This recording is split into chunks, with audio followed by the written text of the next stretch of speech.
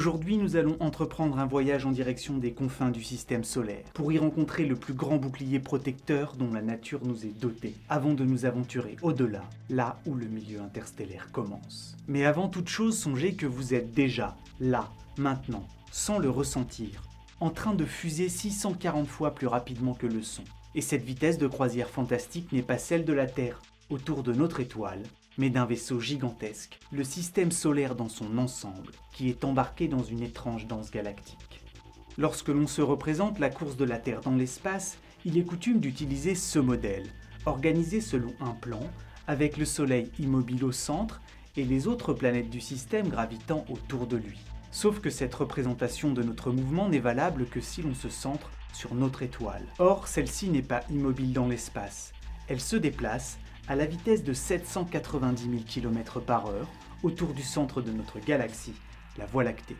Ainsi, en réalité, en prenant pour référentiel le centre de cette dernière, toutes les planètes de notre système sont lancées dans une course folle, arrimées par la seule force de gravité au Soleil qui les entraîne avec lui.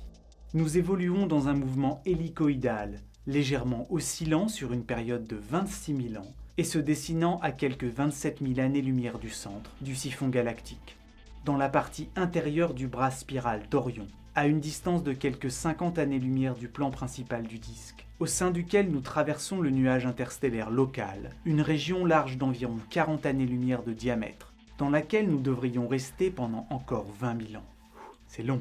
Des nuages interstellaires, nous en visiterons encore beaucoup, car fort de cette vitesse de déplacement de 220 km par seconde autour du centre galactique, notre système solaire progresse dans l'espace environnant d'une distance équivalente à celle séparant la Terre du Soleil chaque semaine.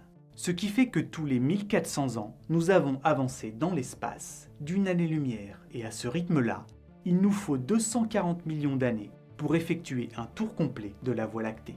Ainsi, depuis sa formation, notre système solaire a déjà accompli 20 orbites complètes, et en années galactiques, notre planète n'a qu'à peine 20 ans. Évidemment, dans cette course autour du centre de la Voie lactée, notre Soleil n'est pas seul.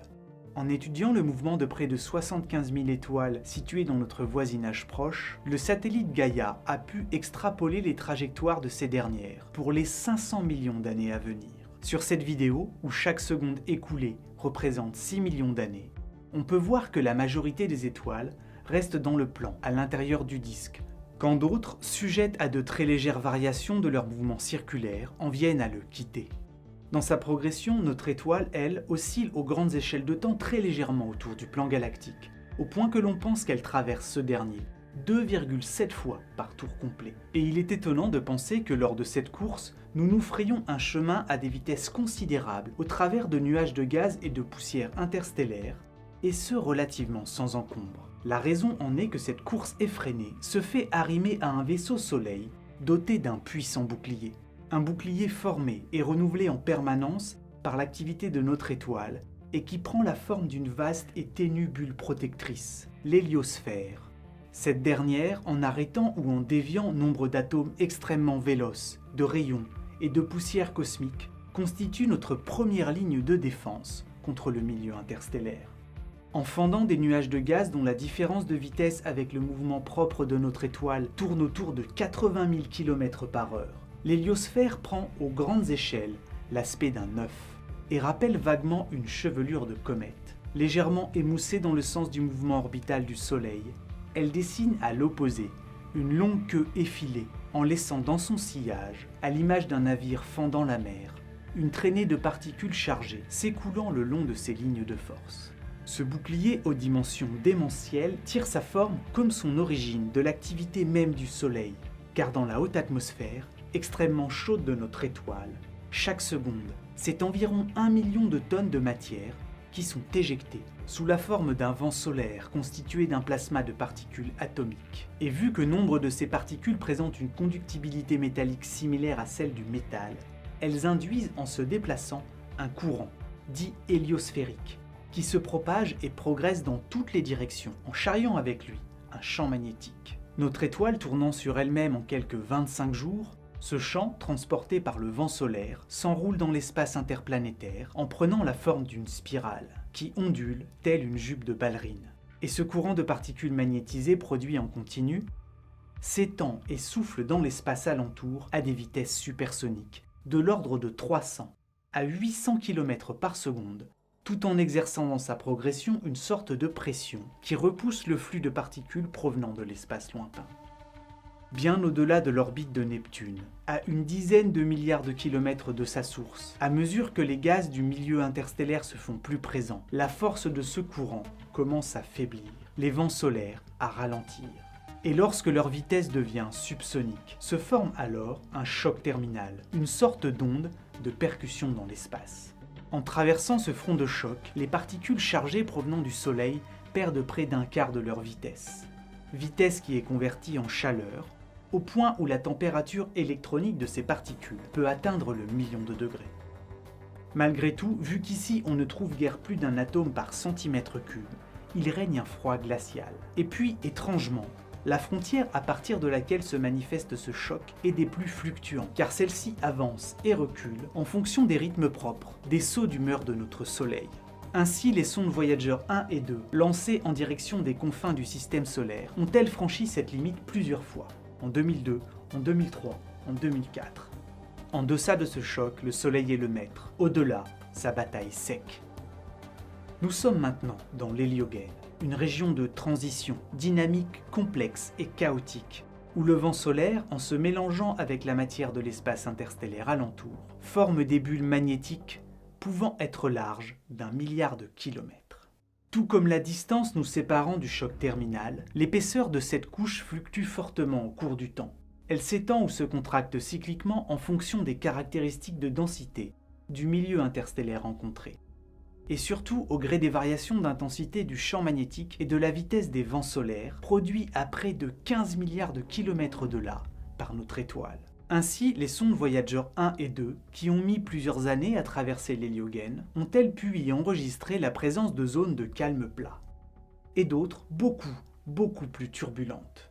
Aux limites de cette couche des plus étranges, la vitesse des particules provenant de notre étoile, toujours plus ralentie et comprimée dans leur progression par le milieu interstellaire, en vient à tomber à zéro. Dès lors, les particules ayant réussi depuis le Soleil à parvenir jusqu'ici s'accumulent au niveau d'une région, appelée l'héliopause, la limite de la zone d'influence du vent solaire et du champ magnétique qu'il charrie. Une limite si éloignée du Soleil qu'il existe un décalage temporel de 2 à 3 ans entre les soubresauts de notre étoile et la forme de cette dernière. Pour arriver jusqu'ici, il a fallu à la sonde Voyager 1 35 ans de trajet, à fuser dans l'espace à quelques 60 000 km/h.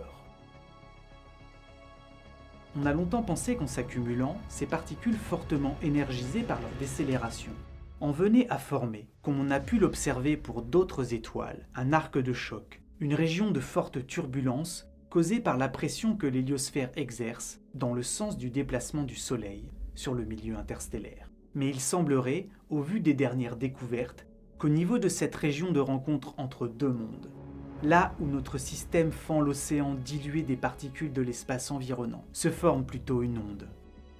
Lorsqu'en août 2012, alors située à une distance de 18 milliards de kilomètres du Soleil, Voyager 1 atteint cette limite, elle détecta, là où les particules s'accumulent à l'héliopause, une augmentation soudaine et d'un facteur 40 de la densité du plasma. Au-delà de ce mur ténu, le règne magnétique du roi Soleil s'achève.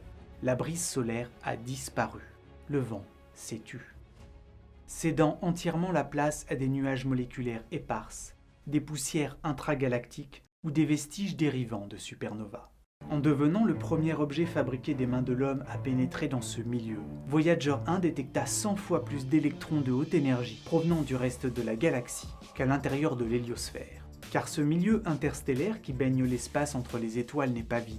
Bien qu'extrêmement dilué, on a pu y mesurer des densités de l'ordre de 0,3 atomes par centimètre cube. Pour prendre la mesure de cette quantité de matière dérisoire, songez que sur Terre, au niveau de la mer, on trouve dans l'air quelques 27 milliards d'atomes par centimètre cube. Et même à l'altitude à laquelle orbite la Station spatiale internationale, cette densité est d'environ 50 millions d'atomes par centimètre cube. Et encore une fois, aussi bizarre que cela puisse paraître, cet étrange milieu n'est pas nécessairement froid. Composé de molécules, d'électrons libres et d'atomes neutres ou ionisés par le rayonnement ultraviolet provenant des étoiles, il est électriquement chargé et possède une température souvent très élevée.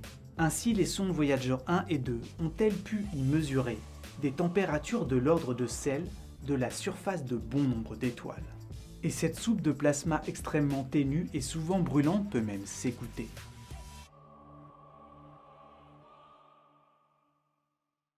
Vous entendez actuellement, enregistré par les instruments de la sonde Voyager 1 et amplifié afin d'être audible par des oreilles humaines, les variations de vibration de ce plasma interstellaire, au-delà de la zone d'influence magnétique du système solaire.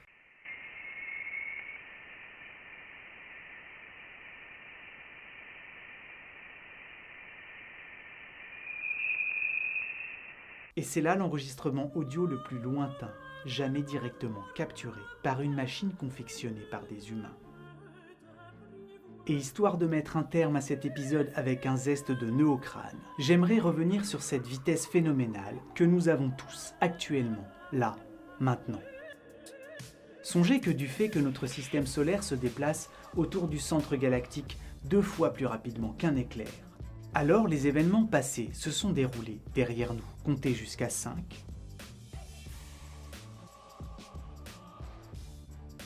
Et vous voilà dans l'espace, littéralement 1100 km plus loin que là où vous étiez en prononçant le 1. Ainsi, tout ce qui a eu lieu sur Terre s'est en fait déroulé dans un autre endroit de l'espace que celui où vous êtes maintenant. Bien sûr, à proprement parler, tous les événements passés ont bien eu lieu sur Terre, mais aussi dans un autre endroit de notre galaxie, un endroit où nous ne sommes plus, mais par lequel nous sommes passés à toute vitesse. Et cette vidéo, que vous avez commencée il y a une quinzaine de minutes, s'est lancée à près de 200 000 km d'ici, ailleurs, dans le cosmos. De ce point de vue-là, nous sommes tous de grands voyageurs et ne repassons jamais au même endroit. L'invention de l'agriculture se situe à peu de choses près, 8 années-lumière derrière nous, et les grandes pyramides de Gizeh, construites il y a 4500 ans, l'ont aussi été quelque part à 3000 milliards de kilomètres d'ici. Et mon esprit ne va pas suffisamment vite pour saisir toute l'énormité de cette idée.